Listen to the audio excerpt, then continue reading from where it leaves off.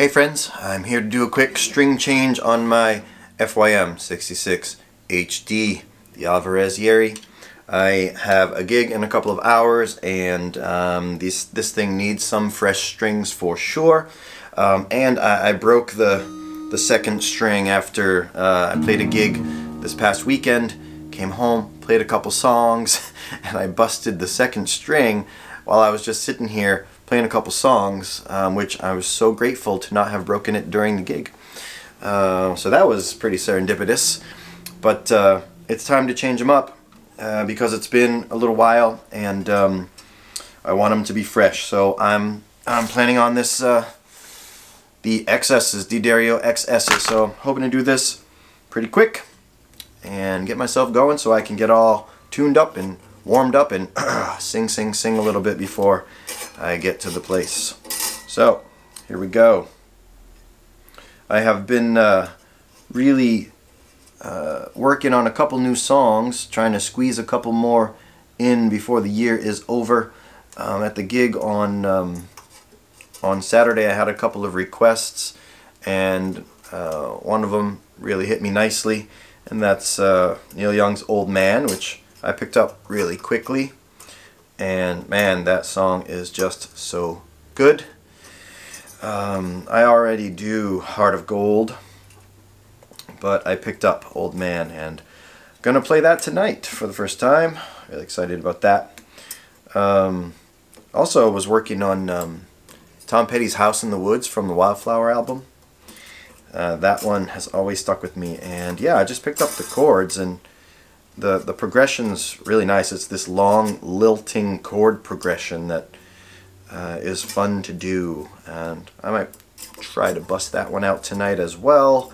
Also, another one I picked up, looking for these classics, you know, I'm playing in restaurants and stuff like that, and something I'd started to learn earlier in the year and picked it back up in the past couple of days, Creedence Clearwater Revival's Long as I Can See the Light. Yeah, that one. That one's so good. So looking forward to maybe playing all of those this evening, just in a couple hours from right now when I'm recording this. So these strings are D'Addario XS's that I'm pulling off here, and I believe I broke oh no, I think I broke the bottom string, the 6th string, before the last string change. So I think that's the only break is this second one, I believe. So, but yeah, I've broken a couple strings this year. That one that I was just mentioning happened in the middle of a song at a gig. So yeah, this is just a fresh set coming, a complete set coming off. And what else is going on here? Trying to sing a little bit more, or I should say sing a little bit better. That's always an aim of mine. Singing it's a lot of work, you know. Singing is a lot of work. I see some singers and they just sing so effortlessly and I just don't. Singing in general, it takes, I don't know, it takes a lot of effort. I really don't understand how I see so many people singing with like big old smiles on their faces and stuff. I feel like, you know, my faces I make when I'm singing are like someone stabbing me in the leg. But maybe one day I'll be able to sing effortlessly. I don't have high expectations on that. But I will say, I enjoy singing, that's for sure. Singing is like you just get it out. But I've been working on that, trying to keep up with my exercises and stuff. Would like to find some nice new exercises, but some of them I have are pretty fun. I actually just sing along with singers that I really like, and that gets me good and warmed up. I love these pins, no slots. Gorgeous. Really nice.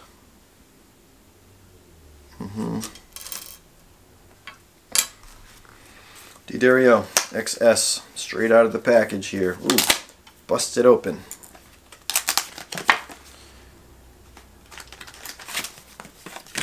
Alright.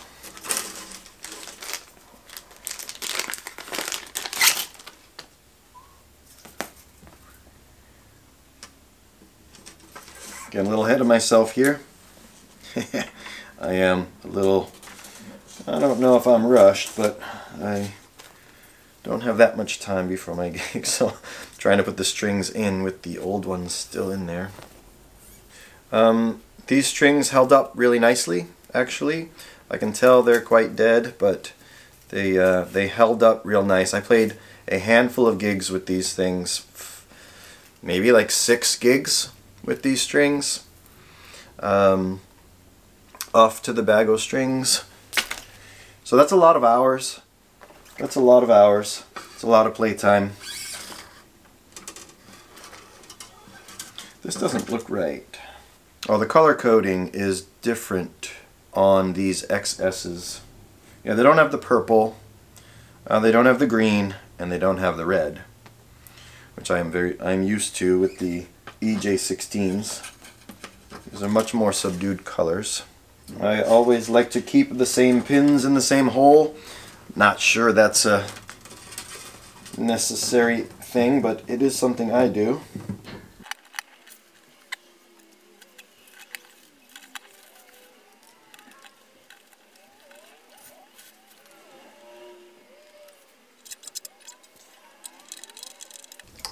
This is the highly motivated string change video. Motivated to get this done. Get us moving along here. Get these strings stretched out and settled in. At this moment I have, about 2.5 hours till the gig.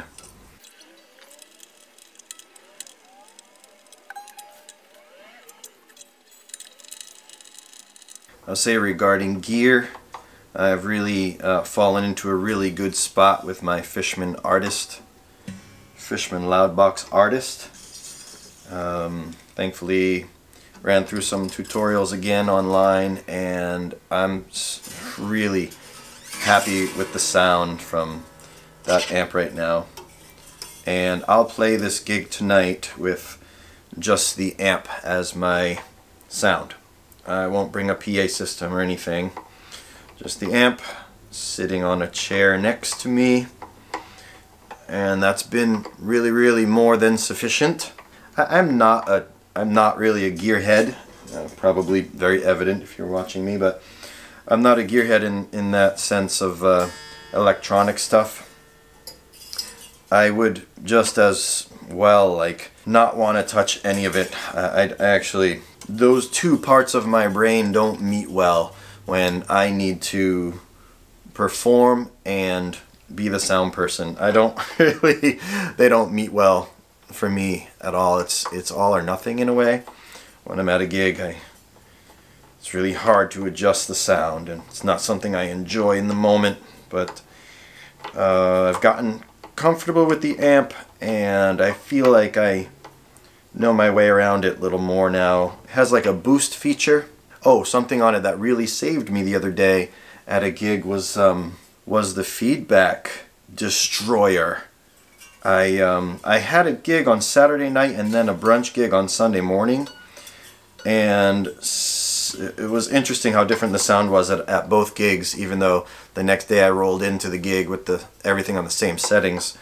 But it started to feed back on that Sunday morning, like right away. As soon as I set up, it was feeding back, and I used that feedback dial, which it seeks and destroys the feedback frequency. So you just kind of let the feedback ring out, and then you play with this knob, and it finds the feedback frequency and destroys it or compresses it, whatever it does. I was super happy to have that feature, man. It really worked immediately. It was amazing. It was amazing. And if I were using the Mini, it doesn't have that. I recently sold my Mini. That artist feature saved my butt. Made much less of a headache of a gig, that's for sure.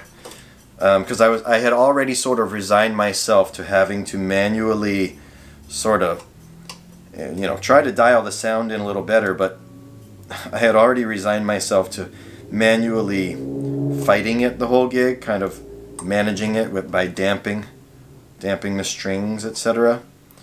And when that thing just knocked it off the table, I was elated. Right there, the gig was magic for me. So thank you, Fishman, for creating such good amps and with that awesome feature. And I will tell you what, I'm so appreciative to folks that sit up close at a restaurant gig and give a little bit of attention. It makes a world of difference when you're playing in a restaurant to have just a couple people up front that are happy to be up front and are appreciating what you're doing. And so I was able to fulfill a couple of requests, which was really cool. I can't always fulfill requests, that's for sure, but it worked out last week. And the vibe up front was really nice. Alright, let's get this thing tuned up, see what she sounds like.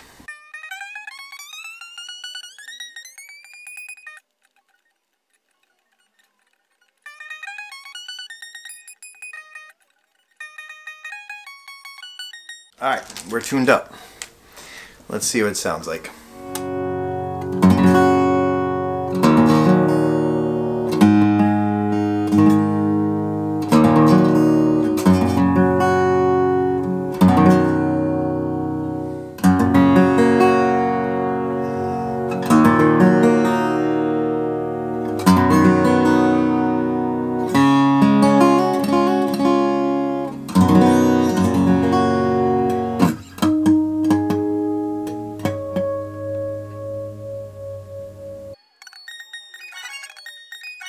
I'll stretch the strings out a little bit more and retune it in just a little while, and then I'm going to get some warming up my fingers, warming up my voice, and then I'll be off to a gig.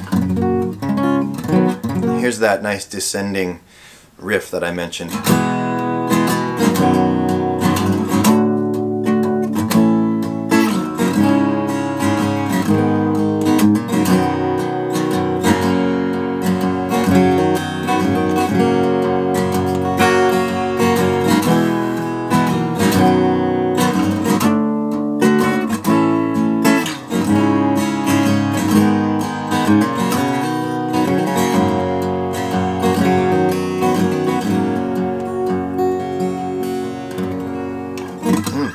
Hey, thanks so much for watching. Take good care.